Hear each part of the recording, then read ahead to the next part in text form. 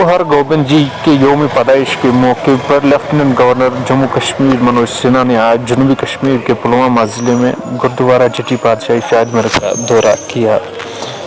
Lieutenant governor Manoj Sinha Sikh बरादरी की इज्तिमा से खिताब करते हुए कहा कि सिख बरादरी के तमाम मुतालबात को जल्द अज जल्द पूरा किया जाएगा।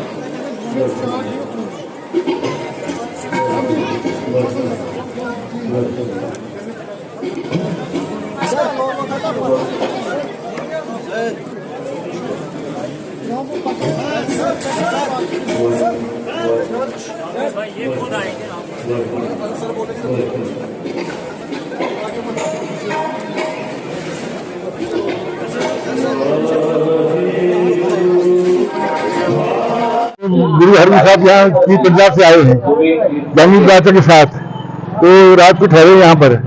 तो ये दिन हमारा हम हर साल मनाते हैं हिंदू मुस्लिम सिख इकट्ठे मिलकर। तो इसमें कोई भी लंगर चुपी नहीं चलता यहाँ